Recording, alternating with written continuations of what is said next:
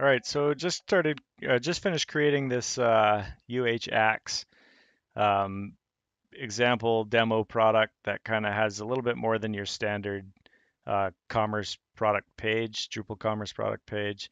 It's kind of what we've aimed to do here is to provide more of a content heavy product page that also has a bit of a guided buying experience. So just to kind of quickly go over what I mean by that, if I scroll down the page here, you can see there's a bit of an introduction. We've got a customize my axe button, watch a video. Video opens up in a modal, kind of gives you a bit of an intro that way if you want. Um, Otherwise, you can click customize my axe, which starts guiding you through this guided purchasing process. Um, but I'll just scroll here. So what we have is we've got that intro, then we've got your custom handle finish selection. So here we just have a bit of a paragraph here, introduction, the ability for the user to kind of come through and check out the different handle finishes. If they like a finish, they can select it, or they can just kind of keep scrolling down. We've got another just kind of random um, content piece here just to kind of enhance the overall uh, product page a little bit with more. In this case, we cut a tree down to make every axe, like kind of just fun little cheeky, uh, blurb about the product. Further down, you kind of get more into the meat of the product where you're continuing the customization. Um, we have some pre-selected options um, that we're kind of calling our most popular. I'll show you how that's done in a bit. The user could also, change their selection by just selecting them, like you would expect. And then down here we have a bundled product.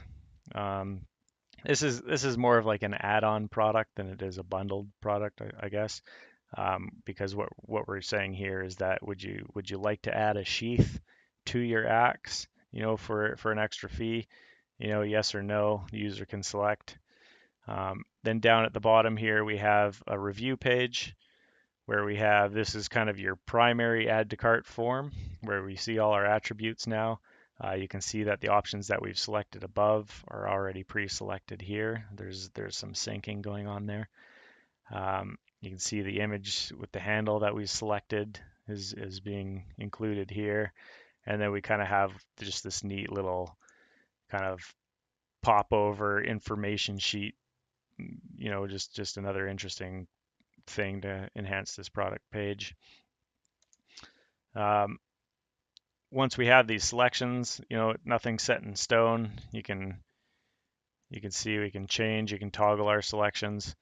We could change our head weight if we want back to 4 pounds. If we decide we wanted a different finish, you could select that there. It kind of loads the image.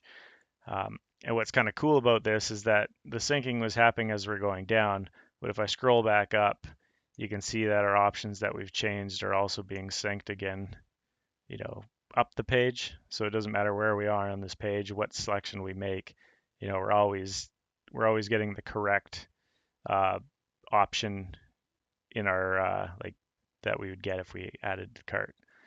Um, so just quickly kind of going over how some of this was done. So the majority of it up here, the majority of the content, we're using the paragraphs module. If you haven't used the paragraphs module before, it's very cool. It allows you to kind of create granular sections of content, similar that you would like for creating a content type where you're adding fields and you're customizing the layout and the display of those fields.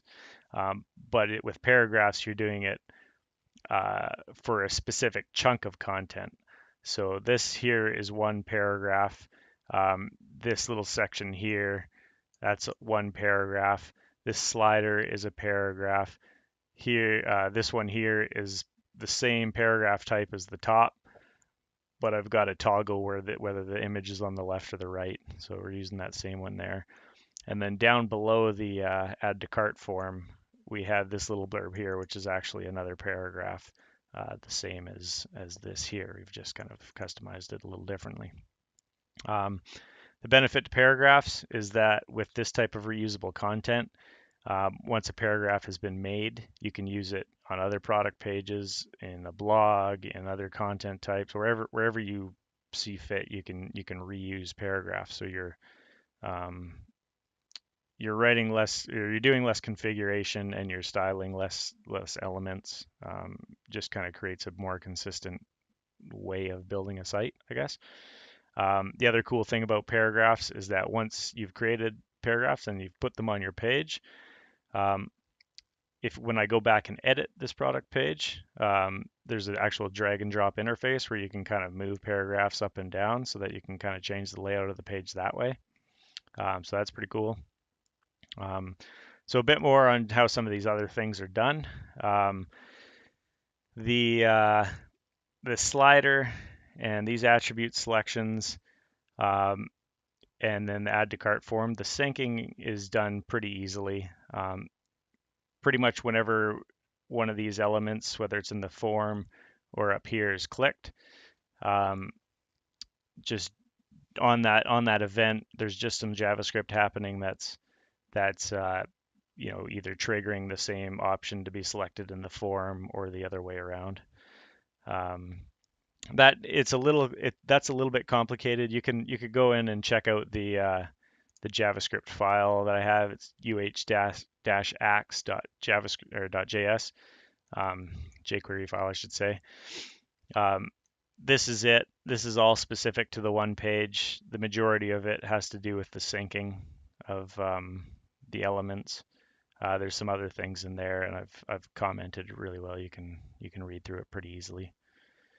So that can be found just in the Commerce demo repo, either on GitLab if you're internal at Acro, or if you're outside, you can find it on GitHub as well. And that's a public repo there. So some other things that we have here, this product bundling, that's not a module. It eventually will be a module, but it doesn't exist yet, or it's still being developed, I should say. So what I've done is kind of a simplified version of what works. It's not actually a module; it's just all done in the theme, and in just kind of a clever way.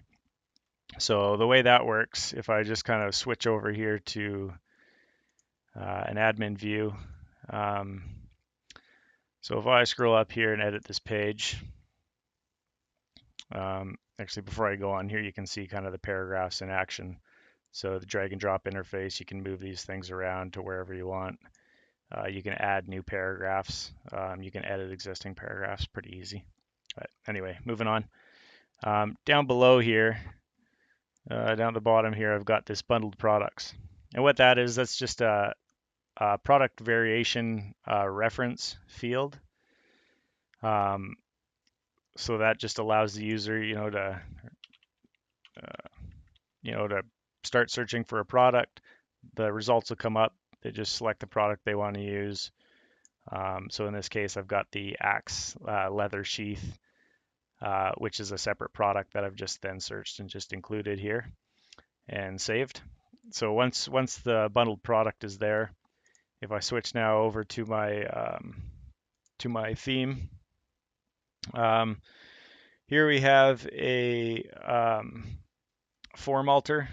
So in the form alter, I'm looking for the add to cart form. Then I'm getting the product bundle, and I'm just getting the machine name of the specific product that I want to use. So in this case, it's the UH Axe. So now everything in here obviously is specific to that product. So down here, let's see here. Okay, so here's the bundled product. Again, this is all very well commented. You can go check that out and probably read through it pretty easily and see what's going on. But in any case, we've got a bundled product. So first, of course, we're checking to see whether or not there is a selection, because we don't want to run this if the user hasn't selected a default product or a bundled product, sorry. So if there is, then I've got I just set a twig variable just for my template, just easy, just yes or no kind of thing, something that's easy to check. Um, then we're getting the values of the bundled products. So we're getting the values of that field. Um, and in this case, since it's specific to, like, we know exactly what we want to say for that it's a sheath. In this case, it's a very specific need that we're using this for. So because it's not part of the actual add to cart form by default, I've had to add a form element manually. So we've got a radio um, like form type, input type, and I've titled it UH sheath, given some options, one or zero. And then we have a custom submit handler. So if I go back into my product page, scroll down here, you can see that here's the UH sheath. To get it where it is, like right now, all these other elements, this is like the add to cart widget, the form widget.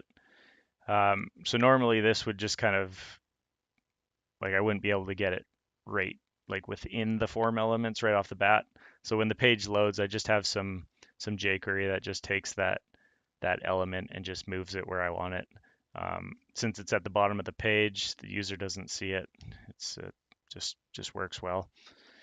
And here we have our options. There's the title. There's our two options, no and then yes.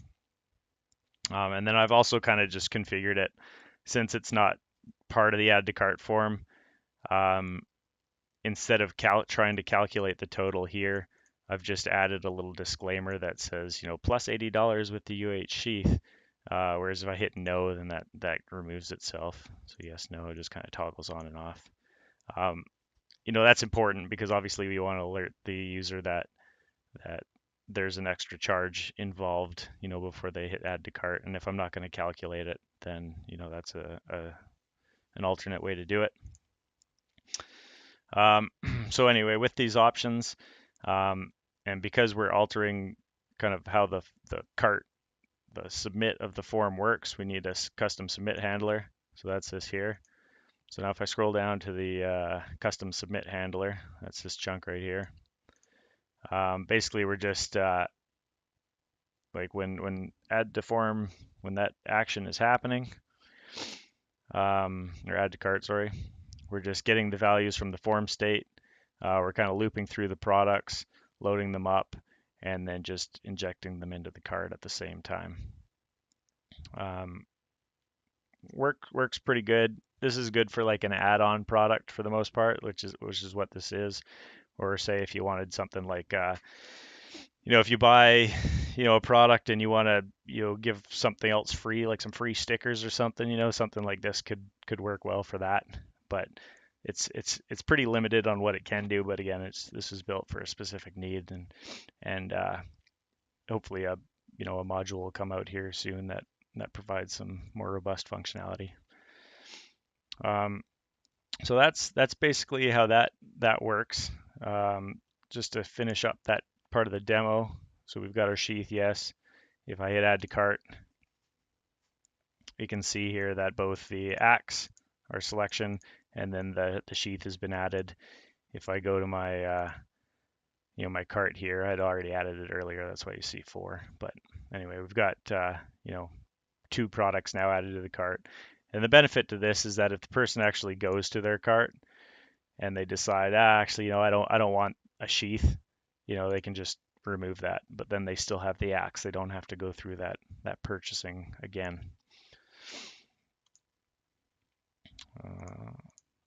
All right, so the next thing I want to show you is just kind of how the default selection here is being done.